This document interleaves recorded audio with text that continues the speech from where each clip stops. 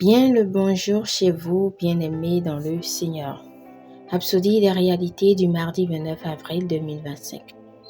Notre thème d'aujourd'hui est « Mettez-le à l'épreuve dans votre vie ». Alléluia.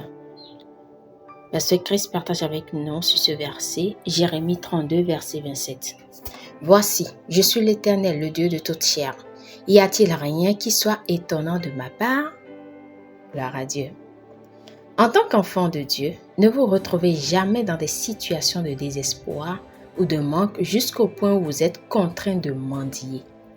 Même dans la prière, Dieu ne veut pas que vous le suppliez. Il vous a trop honoré pour cela. Au lieu de cela, prenez votre place légitime comme son héritier.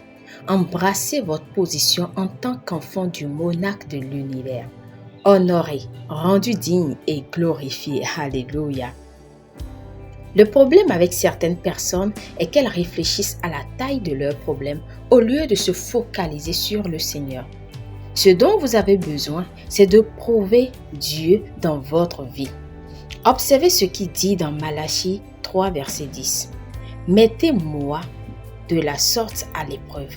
Mettez-le à l'épreuve et voyez, il n'est pas intimidé par la grandeur de votre besoin. » Gloire à Dieu.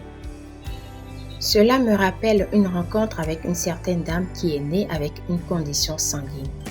Elle était venue me voir et pendant qu'elle parlait, elle a décrit son état inquiétant, à quel point cela avait été grave et comment cela avait défié tous les efforts médicaux. En l'écoutant, je me disais, tout ce qu'il faudrait pour changer sa vie, c'est quelques secondes et quelques paroles. Immédiatement, je lui ai dit, au nom du Seigneur Jésus-Christ, tu es restaurée. Et c'était tout. Elle a été guérie. Quelques semaines plus tard, elle a fait tous les tests médicaux et il n'y a plus eu de traces de la maladie dans son corps. Faites confiance à Dieu dans votre vie. Faites votre part et voyez s'il ne fera pas sa part.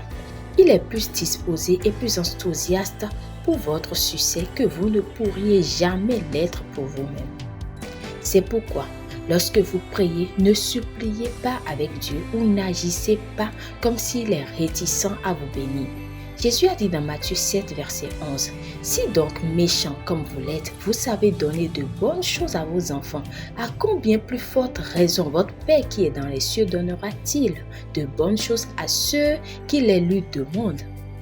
Exercez simplement votre foi et faites confiance au Seigneur, car il vous aime plus que vous vous aimez et il est plus que capable de vous soutenir dans une dimension de la surabondance.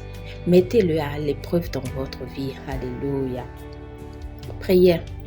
Cher Père, je te remercie pour ta parole qui m'assure de ta puissance illimitée et de ta provision abondante. Je te fais entièrement confiance avec ma vie, sachant que mes besoins sont dans ton système d'approvisionnement. Je déclare hardiment que je suis abondamment fourni, marchant dans des dimensions de la surabondance, au nom de Jésus. Amen. Pour une étude approfondie, nous lisons Psaume 37, verset 25, Malachie 3, verset 10, Luc 11, verset 9 à 13, Hébreux 13, verset 5 à 6.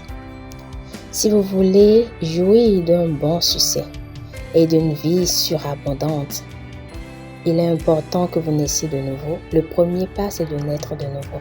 Alors nous vous invitons à faire de Jésus-Christ le Seigneur et Sauveur de votre vie, en priant ainsi de tout votre cœur et de manière à vous entendre. Prions.